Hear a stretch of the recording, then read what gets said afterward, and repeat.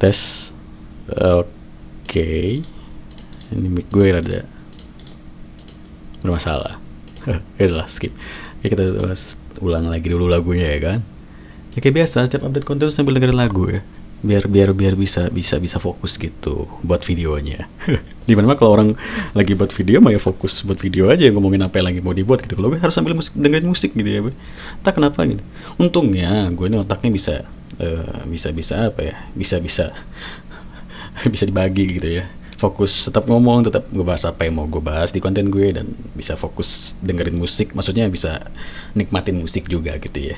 Kok fokus dengerin musik sih, maksudnya nikmatin musik sambil tetap bisa fokus berkonten gitu. Apa kabar semuanya? Semoga sehat semua. And ya, udah lama gue nge-upload konten ya, maksudnya tuh benar-benar nge-upload konten. Terakhir gue nge-upload konten tentang binary option itu juga gue ngambil videonya itu udah lama baru gue upload gitu kan. Terus sisanya tuh gue re-upload video-video lama aja gitu. Nah sekarang ini gue benar-benar lagi ngupload konten yang gue take waktu ini juga, hari ini juga gitu. So asik sih gue ini lama-lama ya boy. Ya maklumin aja lah. So ikuti video kali ini. Oke, sebenarnya gue tuh pengen banget bahas konten Pinterest lagi. Apalagi gue lagi ngebangun algoritma baru nih ya. Dan ya algoritma yang hampir sama dengan seperti biasanya, cuma ya gua sedikit tambahi pin-pin yang berbeda gitu ya. Dan kelas gue masih buka, kelas Pinterest season 2 masih tetap buka karena kontennya juga tetap ada gitu ya, materinya tetap ada 3 VT, ada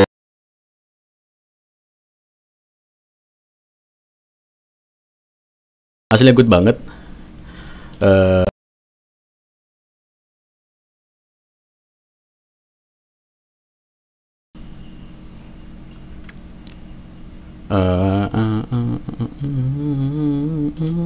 Nah ini kan hasilnya, salah satu hasilnya gitu ya.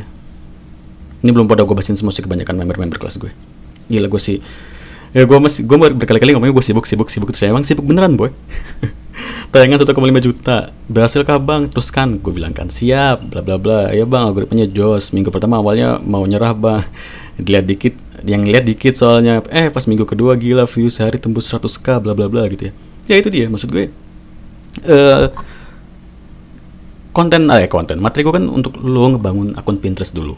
Percuma lo cepat-cepat pengen ngasilin uang gitu ya, misalkan dari blog pakai traffic dari Pinterest atau dari online shop dari Pinterest gitu, lo pengen cepat-cepat ngasilin uang tapi lo nggak tahu dasarnya ngebangun akun Pinterest lo. Kalau akun Pinterest lo udah jadi, mau lo bawa kemana traffic lo tuh semuanya bisa ngasilin cuan. Intinya ngebangun akun Pinterest lo dulu, seperti itu. Alright, tapi gue nggak bahas Pinterest kali ini karena gue tertarik untuk ngebahas VPN ya. Jadi gue udah berapa hari ini gue lagi sering banget nemuin nemuin ya orang-orang yang ngebahas tentang VPN, main VPN untuk YouTube gitu ya, biar cepat ngasilin uang pastinya. Dan ini ngebuat gue teringat di masa lalu ya. Dulu gue itu salah satu pemain underground juga. Jadi dulu gue main di AdMob. Kalau lo yang nggak tahu AdMob itu iklan dari Google untuk aplikasi ya. Dan ya mungkin kebanyakan dari lo udah pada tahu lah, tapi yang belum tahu aja seperti ini. Jadi AdMob ini sama kayak AdSense, cuma bedanya ini untuk aplikasi. Jadi iklan yang kita ambil dari AdMob ini cuma bisa kita pasang di aplikasi. Aplikasi apa? Aplikasi yang ada di Google Play Store. Kalau lo biasanya download aplikasi yang di Google Play Store itu ada iklan ya. Nah iklan-iklan itu muncul atau datangnya dari sini, seperti itu. Ini kok lagu gue jauh amat mulainya, dari sini tuh. Mana tadi? Nah ini, jadi AdMob itu sama seperti AdSense intinya, cuma ini untuk aplikasi, iklan untuk aplikasi. Jadi lo ngasilin cuan dari aplikasi yang lo buat dan lo publish ke Google Play Store, seperti itu.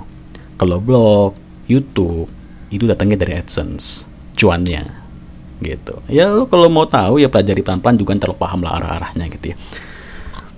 Tapi kalau lo pengen punya AdMob, lo juga harus punya AdSense. Mereka berkesinambungan. Jadi kalau semisal AdMob lo kena banned, AdSense lo juga positif kena banned. Seperti itu. Jadi AdMob sama AdSense ini berkesinambungan. Kalau lo pengen nutup akun AdMob, berarti lo juga harus atau bakal menutup akun AdSense lo. Seperti itu. Seingat gue gitu, karena gue udah lama banget nggak terjun ke AdMob ya. And dulu gue memang salah satu orang yang paham sedikit lah tentang pemrograman untuk ngebuat aplikasi, tapi aplikasi-aplikasi yang simple aja ya di Android Studio gitu, pakai JavaScript yang mudah-mudah aja lah gitu ya, nggak yang expert banget, enggak. Paling gue ngebuat aplikasi wallpaper dulu tuh ya, aplikasi-aplikasi slideshow untuk resep makanan, bla bla bla, itu dulu banget. Jadi dulu sekitaran tahun 2016 sampai 2015 sampai 2017 tuh kenceng-kencengnya banget cuan dari yang namanya AdMob. Ya, atau main aplikasi. And then gue juga akhirnya main di aplikasi. Gue beli yang namanya itu singkatannya GoDev atau Google Developer. Dan gue buat akun AdMob. Gue publish aplikasi gue dari GoDev untuk bisa masuk ke Google Play Store. Seperti itu. Jadi GoDev itu seperti lo punya blog. GoDev itu seperti blog. Lo mempublish sebuah artikel, atau lo punya YouTube, akun YouTube. Lo mempublish video lo di channel YouTube lo gitu ya. Mempublish artikel lo di blog. GoDev itu seperti itu gunanya. Jadi GoDev itu tempat lo mengirim aplikasi yang nantinya di-store ke Google. Mereka lihat, approve, dan akhirnya tayang di Google Play Store. Seperti itu. Dan untuk memasang iklan di aplikasi lo segala macamnya itu dari AdMob. Seperti itu. Gue nggak tahu peraturannya sudah berubah atau seperti apa. Gue juga nggak mengikuti lagi ya.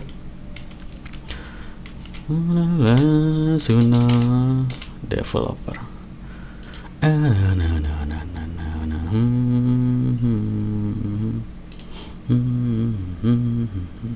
Nah ini dia. Kalau nggak salah ini ya linknya. Coba gue cari dulu linknya ya, sabar-sabar. Oh iya benar nih linknya, play.google.com/console/0/sing-up. Ya jadi inilah linknya gitu ya. Jadi di Google Play Console ini ya, sorry bukan yang tadi kan itu kayak tampilan berandanya Google Developer gitu, terus dibagi-bagi lagi, ada untuk Android Studio bla bla bla gitu, terus ada untuk Google Play Console.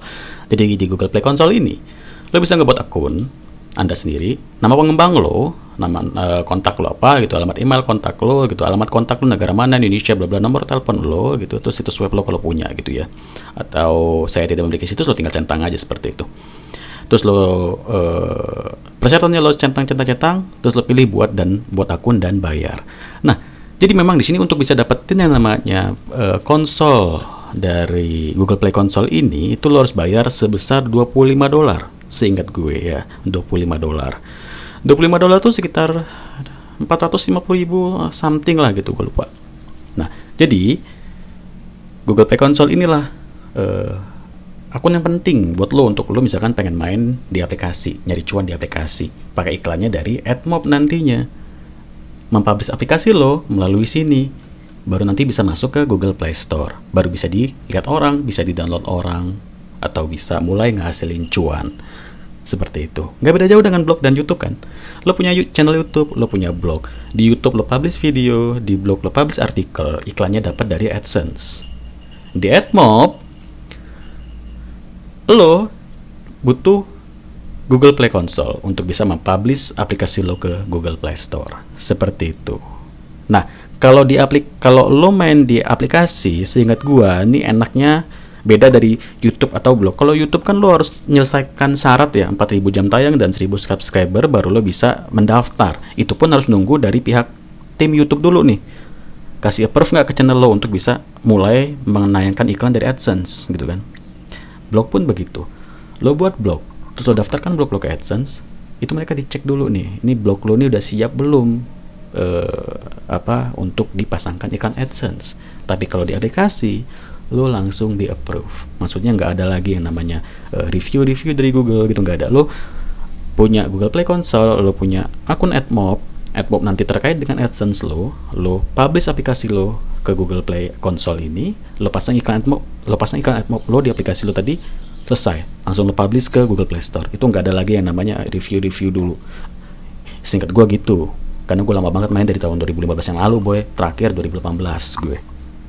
Nah jadi apa hubungannya dengan ini sama ini?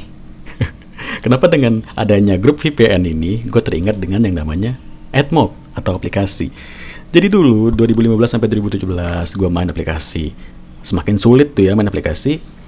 Semakin sulit, semakin sedikit yang download. Aplikasi-aplikasi gue banyak yang di suspend sama Google. Yap, jadi sama. Ya namanya Google lah ya. Ada aja gitu sulitnya. Jadi aplikasi-aplikasi yang kita publish itu bisa kena suspend gitu. Karena mungkin aplikasi lo melanggar atau aplikasi lo di report sama pengguna lo rame-rame, akhirnya aplikasi lo dihapus sama si Google. Selesai deh. Misalkan aplikasi lo aplikasi yang booming gitu, yang viral, rame di download sama orang, cuan lo banyak dari aplikasi tersebut. Terus aplikasi lo disuspend sama Google, dihilangkan dari Google Play Store, ya selesai cuan lo, kan gitu. Nah itu masalah yang sering terjadi di gue waktu itu, dan gue capek karena banyak aplikasi yang gue kena suspend, dan gue juga capek untuk ngakalin traffic-trafficnya pada saat itu. Akhirnya gue kenal yang namanya Know Your AdMob. Jadi dulu tuh ada yang namanya aktivitas Know Your AdMob, di mana kita mengeklik iklan AdMob di aplikasi kita sendiri, atau kita nggak perlu yang namanya aplikasi. Kita hanya perlu akun AdMob saja. Kita nggak perlu yang namanya Google Play Console. Kita nggak butuh ini. Kita nggak butuh keahlian untuk membuat aplikasi. Kita nggak butuh keluarin duit untuk ngebeli Google Play Console. Kita hanya butuh yang namanya tools untuk bisa menayangkan iklan AdMob kita. Jadi kita tinggal ngeklik iklan-iklan kita sendiri, iklan yang ditayangkan oleh Google, di mana iklan tersebut dihasilkan dari para advertiser. Advertiser mengeluarkan uang atau biaya untuk beriklan di Google, terus iklannya kita klik sendiri. Jadi si advertiser ngebayar kita itu cuma-cuma. Advertiser nggak dapat impresi, atau dapat impresi tapi nggak dapat kunjungan, karena yang ngeklik kita sendiri, bukan calon customer mereka. Seperti itu singkatnya. Ngambil napas dulu boy, capek. Oke, gue udah selesai ngambil napas ya.